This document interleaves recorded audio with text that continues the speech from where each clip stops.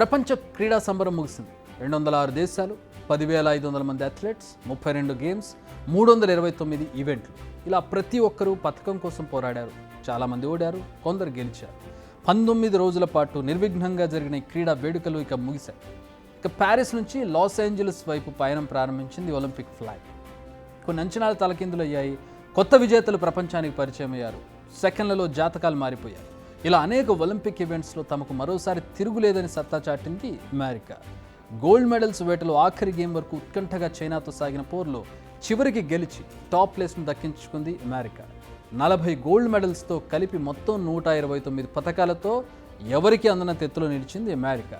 ఇక 40 గోల్డ్ మెడల్స్తో కలిపి 91 మెడల్స్తో రెండో స్థానంలో చైనా, థర్డ్ ప్లేస్లో జపాన్, ఫోర్త్ ప్లేస్లో ఆస్ట్రేలియా, ఫిఫ్త్ ప్లేస్లో ఫ్రాన్స్ ఉన్నాయి. ఈ మొత్తంలో హైలైట్ ఏంటంటే యుఎస్ సాధించిన మెడల్స్లో అత్యధికం అథ్లెట్స్ నుంచే వచ్చాయి. 14 గోల్డ్తో పాటు మొత్తం 34 మెడల్స్ అథ్లెట్స్ సాధించారు. Next swimming. ఇందులో 8 గోల్డ్ సహా 28 పథకాలు కైవసం చేసుకుంది. ఇక చైనా విషయానికి వస్తే స్విమ్మింగ్లో 12, డైవింగ్లో 11 మెడల్స్ వచ్చాయి. డైవింగ్లో 8 ఈవెంట్లు ఉంటే అన్ని ఈవెంట్లలో చైనాదే విజయం. ఇప్పుడు మన ఇండియా విషయానికి వద్దాం. టోక్యో ఒలింపిక్స్ కంటే ఈసారి ఒక మెడల్ తక్కువే వచ్చింది మనకు. ఓ సిల్వర్, 5 బ్రాంజ్ మెడల్స్తో 71వ స్థానంలో నిలిచింది ఇండియా. మినిమం 10 పథకాలు వస్తాయని ఎక్స్పెక్ట్ చేశారు ఈసారి, బట్ ఆశ నెరవేరలేదు. ఒక్క గోల్డ్ మెడల్ సాధించిన ఇండియా ర్యాంక్ కొంచెం బెటర్గా ఉండేది. ఇక ఒకే ఒక్క గోల్డ్ సాధించిన పాకిస్తాన్ ర్యాంక్ 62. టోక్యో ఒలింపిక్స్లో 7 పథకాలతో 48వ స్థానంలో నిలిచింది. అప్పుడు 1 గోల్డ్, 2 సిల్వర్, 4 బ్రాంజ్ మెడల్స్ వచ్చాయి. ఈసారి ఇండియా నుంచి ప్యారిస్ వెళ్ళిన అథ్లెట్స్ 117 మంది. ఇందులో మొదటి పథకం సాధించింది మను భాకర్. 10 మీటర్ల ఎయిర్ పిస్టల్ ఈవెంట్లో 2 బ్రాంజ్ మెడల్స్ సాధించిన తను. అంతేకాదు పథకం సాధించిన తొలి భారత షూటర్ కూడా తనే. ఇక మిక్స్డ్ టీమ్ ఈవెంట్లోనూ సరబ్జీత్తో కలిసి బ్రాంజ్ మెడల్ సాధించింది మను భాకర్. ఇక హాకీలో హిస్టరీ క్రియేట్ చేసింది టీమిండియా. టోక్యో ఒలింపిక్స్లో ఎలాగైతే బ్రాంజ్ మెడల్ సాధించిందో అదే సీన్ మళ్ళీ రిపీట్ చేసింది. ఇండియా 52 ఏళ్ల తర్వాత వరుసగా బ్రాంజ్ మెడల్ సాధించడం ఇదే తొలిసారి. ఇక టోక్యో ఒలింపిక్స్లో గోల్డ్ సాధించిన నీరజ్ ఈసారి సిల్వర్ సాధించడం, వరుసగా 2 పథకాలు సాధించిన ప్లేయర్గా నీరజ్ రికార్డు సాధించాడు.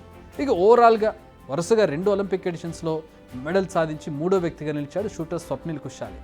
చివరిలో రెజ్లర్ అమన్ జహరావత్ కూడా పథకాలు సాధించాడు.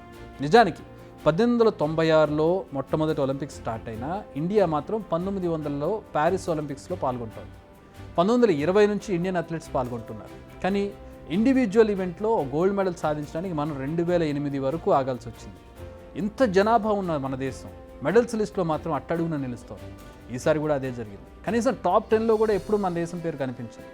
ఈసారైనా ఏదైనా అద్భుతం చేస్తారేమో అని ఎక్స్పెక్ట్ చేస్తారు, కానీ అది కూడా జరగలేదు. పోనీ ప్రభుత్వం పూర్తిగా సహకరించడం లేదా అనడానికి అది కూడా లేదు.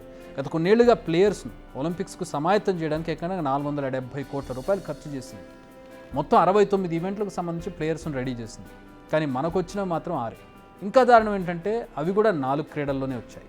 Archery, badminton, boxing, judo, rowing, sailing, swimming, table tennis, ఇలా ప్రతి ఒక్క దాంట్లో అథ్లెట్స్ ఫెయిల్ అయ్యారు. నెక్స్ట్ ఒలింపిక్స్ లాస్ ఏంజల్స్లో జరగనున్నాయి. ఇప్పటికే ఒలింపిక్స్ ఫ్లాగ్ను కూడా అక్కడికి హ్యాండ్ ఓవర్ చేసేసారు. మరి అప్పటి వరకైనా మన ఆటగాళ్ళు రాటు తేలుతారో లేదో చూడాలి. బిగ్ టీవీ అవుట్లుక్ కథనాలు నచ్చితే వెంటనే బిగ్ టీవీ ఛానల్ను సబ్స్క్రైబ్ చేయండి.